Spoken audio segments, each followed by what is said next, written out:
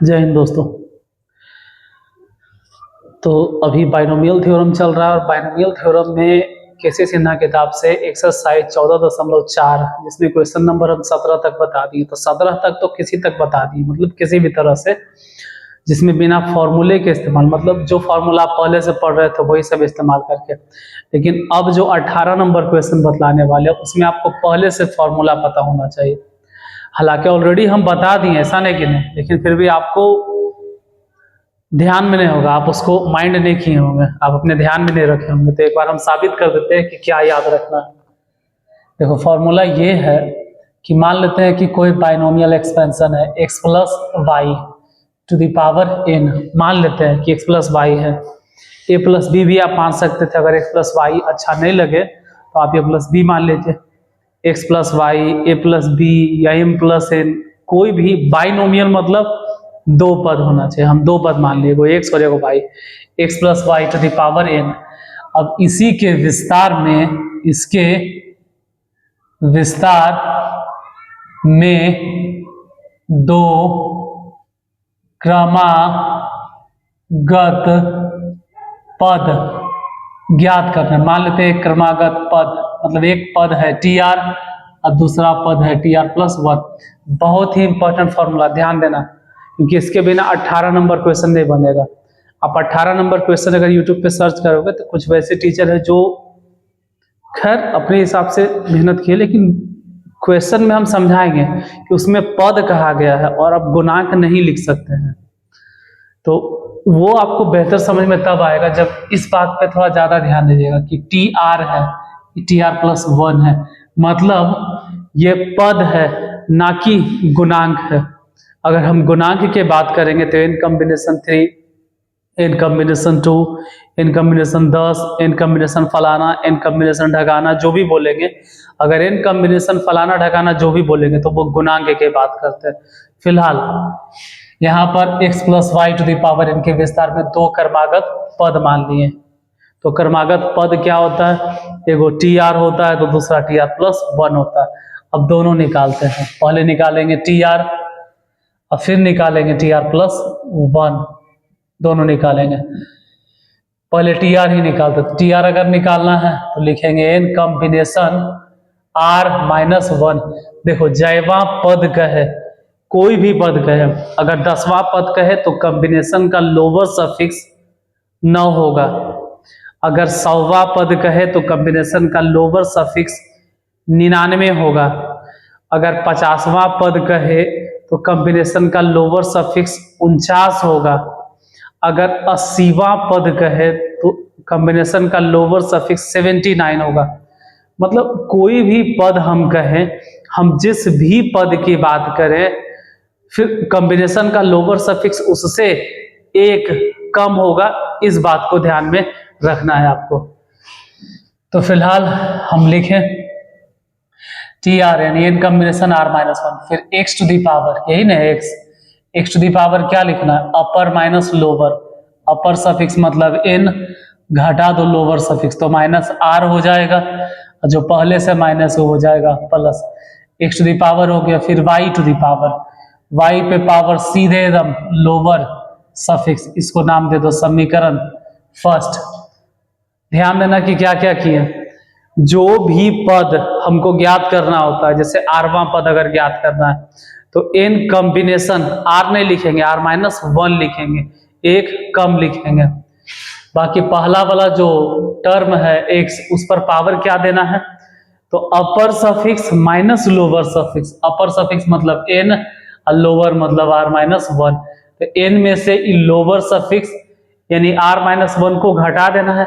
तो n में से r घटाएंगे तो r तो माइनस में हो जाएगा, लेकिन ये 1 पहले से माइनस था, अगर इसको घटाएंगे तो माइनस, मतलब 1 पहले से माइनस है, आप इसको घटाइएगा तो प्लस हो जाएगा। ये कितना बार हम समझाएं, वैसे ही यहाँ समझो टी आर प्लस 1, इसको लिखेंगे n combination r x to the power, क्या लिखना है भाई, upper suffix minus lower suffix. Upper suffix मतलब n माइनस लोअर सफिक्स यानी कि r, और y टू दी पावर मतलब दूसरा जो टर्म है उस पे पावर सीधे एकदम लोअर सफिक्स r। समीकरण हो गया सेकेंड। अब इसके बाद जो हम बोलेंगे उसको आप एकदम पूरा पोटली में, गठरी में एकदम गांठ बांध लीजिए, क्योंकि उसी का इस्तेमाल करेंगे अगले क्वेश्चन में। हम ये करने जा रहे हैं कि समीकरण सेकेंड में समीकरण फर्स्ट से भागा देंगे। पहले भी भागा दिए थे, ऐसा नहीं दिए, पिछले भी कई हिसाब में हम ऐसे करके भागा दिए, पिछले भी 3-4 हिसाब में इस तरह से भागा दिए हैं, यहाँ भी भागा दे रहे हैं। तो भागा देना शुरू करते हैं। दूसरा समीकरण कितना है भाई, ये वाला TR+1 भागा दो पहले समीकरण मतलब TR। यहाँ कितना है लिखो, n कॉम्बिनेशन R, उसके बाद x to the power n-r और y to the power r बटा में ये वाला लिखो n कॉम्बिनेशन r-1 और x to the power n-r plus 1 फिर y to the power r-1 ये लिखती है। इधर खैर जैसे वैसे लिखते हैं TR+1 बटा TR। अब बाकी जो है वो कॉम्बिनेशन का रूल है जो आप पहले भी देखे जब हम सिखा रहे थे, मतलब हिसाब बताया, n कॉम्बिनेशन r, इसको तोड़ो तो n कॉम्बिनेशन r को अगर तोड़ेंगे तो पहले n फैक्टोरियल बोले थे कि n फैक्टोरियल लिखो, फिर नीचे क्या लिखना है तो लोअर सफिक्स का फैक्टोरियल r फैक्टोरियल, लेकिन नीचे में सिर्फ r फैक्टोरियल लिख कर नहीं छोड़ना है, जहां आप r फैक्टोरियल लिखते हैं उसी जगह पर अपर माइनस लोअर सफिक्स मतलब n-r फैक्टोरियल भी लिखेंगे। तो n combination r, n combination r, n combination r, n combination r, n combination r को हम तोड़ दिए। अब ये वाला तोड़ेंगे n कॉम्बिनेशन r-1, ये वाला n कॉम्बिनेशन r-1। तो अगर इसको तोड़ना है तो देखो पहले लिखेंगे नीचे n फैक्टोरियल और फिर लोअर सफिक्स r-1 है, इसका फैक्टोरियल सबसे नीचे, उससे है कि आप ऊपर लिखो, मतलब ऊपर लिखो r-1 फैक्टोरियल और साथ ही साथ ये हटाओ इसे भाई, ठीक है, साथ ही साथ n में से मतलब अपर सफिक्स में से लोअर, तो n में से r घट गया और ये घटेगा तो हो जाएगा +1, इतना फैक्टोरियल, कहानी खत्म। अब ये वाला तो समझने की बात है, x to the power n-r जो हम कल भी समझाए थे, पिछले 2-3 वीडियो में समझाए होंगे, 2-3 क्वेश्चन जब पढ़ा रहे कि x to the power n-r, n-r, n-r, n-r, n-r, आई है n-r +1, तो वहां तो सिर्फ n-r है, मतलब n में से r घटा दो, यानी n मतलब 10 मानो और r मतलब 6 मानो, 10 में से 6 गया, लेकिन यहाँ 10 में से 6 गया और 1 जुट गया, मतलब हम ये बतलाना चाह रहे हैं कि ऊपर x पर पावर n-r है, ऊपर n पर पावर मतलब x पावर n-r है, लेकिन नीचे अगर देखेंगे तो n-r और उससे 1 ज्यादा, इसका ये मतलब हो गया कि x गुने x गुने x गुने x, x x x पर पावर ऊपर जितना है उससे 1 ज्यादा पावर नीचे वाले का, यानी अगर हम x को तोड़ेंगे x गुने x लिखेंगे तो ये जितना बार लिखेंगे उससे ये ज्यादा लिखाएगा 1 बार, मतलब अगर x हम लिखना चाहें 20 बार तो नीचे लिखेंगे 21 बार, यानी अगर इससे इसको काटना चाहें तो सीधे, वैसे तो बुतरुनियन अगर काटना है ना हुआ तो फिर पावर ओवर घटा दो, जो नौमा में सीखते हैं, अगर बेस इक्वल है तो पावर घटेगा, तो वैसे, और नहीं तो आप 11th में उतना समझदार है, नीचे बच गया x। फिर y के बारे में समझो, यहाँ y टू द पावर कितना है r-1, यहाँ y पर पावर कितना है r-1, यहाँ y पे पावर कितना है r-1, यहाँ y टू द पावर कितना है r-1। अब यहाँ पर y पे पावर r-1 है, लेकिन ऊपर y to the power r है, मतलब यहाँ पावर ज्यादा है, यहाँ अगर 10 है यहाँ 9 बोलेंगे, यानी ऊपर बचेगा y, बाकी n फैक्टोरियल कट गया। उसके बाद देखते हैं TR+1 बटा TR, इन सबको अगर तोड़ना है तो तोड़ो, जैसे r-1 ये छोटा है और r फैक्टोरियल बड़ा है, r फैक्टोरियल बड़ा है, ये r है, ऊपर r-1 है, तो r-1 एक छोटा है, तो ऊपर वाले को नहीं तोड़ना, r-1 फैक्टोरियल रहने देना। आर फैक्टोरियल तोड़ लेंगे तो आर लिखेंगे और फिर लिखेंगे आर माइनस वन फैक्टोरियल। उसी तरह से ई एन माइनस आर है, जैसे यहाँ तो माइनस वन है तो वन घटेगा तो छोटा होता है, एक घटा देंगे तो वैल्यू घट गया, लेकिन यहाँ देखो एन माइनस आर, ध्यान से देखना, ध्यान दो, एन माइनस आर, और यहाँ क्या है n minus r plus one. मतलब ये ध्यान देना है कि अगर ये एन माइनस आर है तो इससे ऊपर वाला वैल्यू एक ज्यादा है, इस बार ऊपर वाला टूटेगा, n minus r plus one, और फिर रह जाएगा एन माइनस आर फैक्टोरियल, नीचे भी वही लिखेंगे n minus r factorial, n minus r factorial, n minus r factorial कट गया, फिर आर माइनस वन फैक्टोरियल कट गया, और साथ ही साथ वाई बटा एक्स भी। तो आया क्या, फाइनली क्या मिला, तो फाइनली बोलेंगे टी आर प्लस वन बटा टी आर। मेन ये ध्यान देना है कि आरवा पद ऊपर तो उससे एक ज्यादा है, उससे एक ज्यादा है, क्या आया भाई, तो कहेंगे कि n minus r plus one और बटा में क्या r। एक चीज भूल गए, साथ ही साथ गुना में है y बटा x, इसको तो ध्यान नहीं दिए, y बटा x, y बटा x क्या है, y है सेकेंड टर्म, y है सेकेंड टर्म, y है सेकेंड टर्म, और x क्या है फर्स्ट टर्म। इसमें याद क्या रखना है, हम याद क्या रखवाना चाह रहे हैं, हम ये बोलना चाह रहे हैं कि मान लो कभी जरूरत पड़ गया T7 बटा T6, मतलब ऊपर बड़ा नीचे कम, तो क्या करना होगा, L लिखेंगे और R के जगह पे कौन बैठाएंगे, 7 बैठाएंगे या 6 बैठाएंगे, बस इसी में कंफ्यूजन होता है स्टूडेंट को, कितनों बता दे लेकिन यहाँ कंफ्यूज हो जाएगा। देखो ऊपर तो R प्लस वन है, ऊपर तो R प्लस वन है, R नीचे है, R नीचे है, इसका मतलब है कि हम 7 और 6 में से अगर R कंसीडर करना होगा तो ऊपर वाले टर्म को नहीं कंसीडर करेंगे, R प्लस वन तो R तो नीचे है, इसका ये मतलब हो गया कि n minus six plus one अब बटा नीचे डायरेक्ट 6, और ये y क्या है तो बोलेंगे बाद वाला पद, और ये x क्या है शुरू वाला पद, क्योंकि बाबू यही जरूरत पड़ेगा क्वेश्चन नंबर 18 में, फिर आपको परेशानी होगा, समझ में जाएगा। जैसे एक और हिसाब मान लेते हैं, हिसाब क्या, एक और प्रैक्टिकल फॉर्म देते हैं, T10 बटा T9, इस तरह से रहे, क्योंकि 18 है, सही से जो बनाने का तरीका है उसके लिए आपको ये समझना होगा, नहीं तो फिर हम भी गलती सलती बता के चले जाएंगे और आपको क्या पता चलेगा। 99% स्टूडेंट को तो बेचारा आप स्टूडेंट ही, आपकी क्या गलती है। फिर जब आप समझिएगा, जब समझदार होइएगा, तब तक आप इस क्लास से ऊपर निकल जाइएगा, तब आप टीचर बन जाइएगा, फिर आप चाह के भी क्या कर पाइएगा। लेकिन अभी ध्यान दो, हम सोचते हैं गलती नहीं बता, T10 बटा T9 तो क्या करेंगे, n मतलब वो तो डिपेंड करता है ना कि पावर कितना है, n क्या है कि पावर कितना है। जैसे यहाँ पे हम क्या माने, पावर n, हो सकता है पावर 20 रहे तो n के जगह पे आपको 20 बैठाना होगा, अगर पावर 26 रहे तो 26 बैठाना होगा, फिलहाल n। लेकिन प्रॉब्लम ये है कि r के जगह पे किसको बैठावे, 10 को या 9 को, तो r कहाँ है, मतलब ऊपर तो r प्लस वन है, ऊपर r प्लस वन है, ऊपर वाले को आप r नहीं मानेंगे। जैसे ऊपर मेन r कंसीडर कहाँ करना है, r कहाँ होगा नीचे, तो इसमें r कहाँ मिलेगा नीचे 6, इसमें भी r कहाँ मिलेगा नीचे।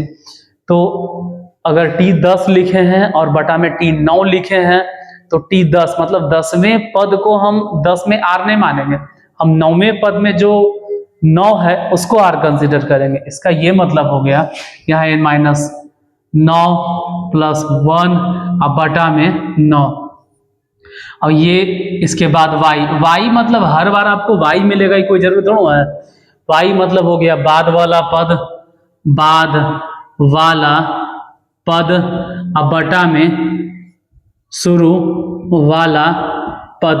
थोड़ा और अगर आप ध्यान से देख रहे हो तो आपको समझ में आ जाएगा कि यहाँ जो लिखे हैं ना 6 है, लेकिन ऊपर देखो तो क्या है, 1 में से 6 गया, -5 है, -5 है। लेकिन उतना हम कंफ्यूज नहीं करना चाहते हैं, आप यही वाला सूत्र याद रखिए जो लिखे हैं, इसी से काम हो जाएगा बस। जैसे 1 में से 9 गया तो -8 हो जाएगा। जैसे एक और मान लीजिए कि t 50 है और 50 है और t 49 है, तो फॉर्मूला क्या है, n माइनस r के जगह पे हम 50 बैठा दे कि 49 बैठा दे, बस यही कंफ्यूजन होता है। उसको लगता है कि r के जगह पे आप 50 क्यों नहीं बैठाएं। तो बाबू यहाँ देखो tr+1/tr, यहाँ जो r लिखे हैं इसका ये मतलब होता है कि r कहाँ है, ऊपर तो है नहीं, ऊपर वाला टर्म तो r+1 है। हम टर्म किसको मान रहे हैं, r किधर है, नीचे, यानी r ये नीचे वाले को देखना है। तो यहाँ जो बैठाएंगे 6 बैठाएं, यहाँ बैठा है 9, उसी तरह से इसके नीचे जो बैठाएंगे 49 बैठाएंगे। तो इनमें से घटेगा भी कौन, 49 और फिर +1। और इसमें क्या गुना करना है, तो y और x मतलब बार बार नहीं याद रखना, उसको यही याद रखना है कि ऊपर लिखना है बाद वाला पद और नीचे लिखना है शुरू वाला पद। क्योंकि अगर आज वाला आप क्लास नहीं समझे तो कल जो हम बताएंगे क्वेश्चन नंबर 18 शायद हो सकता है कि आपको समझ में नहीं आए। क्योंकि 18 नंबर क्वेश्चन में क्या कह रहा है आप देखोगे तो उसमें लिखे हुए छठा पद, 7वां पद, 8वां पद, 9वां पद, 4 गो पद है, छठा पद, 7वां पद, 8वां पद, 9वां पद है। ध्यान से सुनो हम क्या बोल रहे हैं, ना कि छठे पद का गुणांक है, ना कि 7वें पद का गुणांक है। जैसे अगर कोई आपसे ये कहे, यहां समझना, यहीं पे समझो ना भाई ग्रीन मार्कर से, अगर कोई आपसे ये कहे कि T6 बराबर होता है n कॉम्बिनेशन 5, तो ये सरासरी गलत है। छठा पद ही कैसे होगा। आप ये भले कह सकते हैं कि ये छठे पद का गुणांक है। तो इस टाइप के भी क्वेश्चन मिला था कि दो क्रमागत गुणांक, दो क्रमागत गुणांक, तो दो क्रमागत गुणांक और दो क्रमागत पद में अंतर होता है।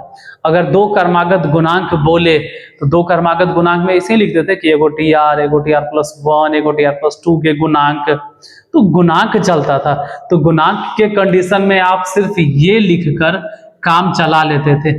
लेकिन यहाँ तो पद है, तो आप पद में सिर्फ n कॉम्बिनेशन 6, n कॉम्बिनेशन 7 लिखकर काम चला लेते हैं। और तुम लोग तो खैर विद्यार्थी हो, बच्चे हो, तो कहते हैं प्यारे बच्चों, अब बच्चे ही सच में है भाई, आपको तो समझ मतलब उतना भी समझ नहीं है। आप सोच रहे हैं कि पद मतलब n कॉम्बिनेशन 5। बाबू जब हम कहें कि 2 लगातार, 3 लगातार गुणांक, बाइनोमियल एक्सपेंशन में लगातार 3 पदों का गुणांक या लगातार 3 गुणांक, तो अगर गुणांक बोलेंगे ना तभी आपको समझना है कि n कॉम्बिनेशन 5 या n कॉम्बिनेशन 6 या n कॉम्बिनेशन 7, क्योंकि लगातार गुणांक बोल रहे हैं। लेकिन अगर पद बोल रहे हैं तो उसमें आपको पद में पहला टर्म, दूसरा टर्म, वो सब भी लिखना होगा। मतलब इतने आप n कॉम्बिनेशन 5 लिख के नहीं छोड़ सकते, फिर आपको बोलना होगा कि x⁻n-5 और y⁵ ये हो गया पद। तो क्वेश्चन नंबर 18 में क्या कहा गया है कि छठा पद, 7वां पद, 8वां पद, 9वां पद। इतना हम क्यों बोल रहे हैं इसके ऊपर, क्योंकि हो सकता है कि आपको कोई ऐसे बता दे कि छठा पद मतलब n कॉम्बिनेशन 5, 7वां पद मतलब n कॉम्बिनेशन 6, 8वां पद मतलब n कॉम्बिनेशन 7, 9वां पद मतलब n कॉम्बिनेशन 8। बहुत अच्छा बात है, बहुत अच्छी बात है मेरे भाई विद्यार्थी, जो भी हो भाई बहन, बहुत अच्छा आप ये, लेकिन ये पद नहीं है, गुणांक है।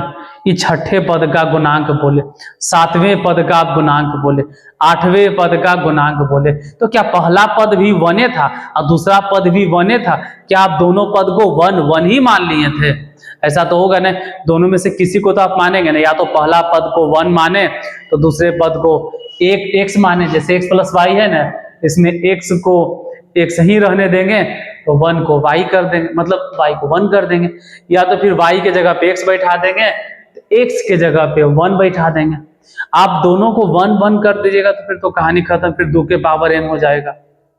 दोनों में से किसी न किसी को मानना होगा, तभी तो आप बाइनोमियल थ्योरम का फॉर्मूला अच्छे तरह से अप्लाई कर पाएंगे। खैर उसके ऊपर हम बात बाद में करेंगे अगली वीडियो में। फिलहाल ये समझाना था कि छठा पद, सातवां पद, आठवां पद, नौवां पद, हम जब भी बोले एक ही बात को बार बार जोर दे रहे हैं, तो आप ये कभी नहीं समझेंगे कि इन कॉम्बिनेशन फाइव।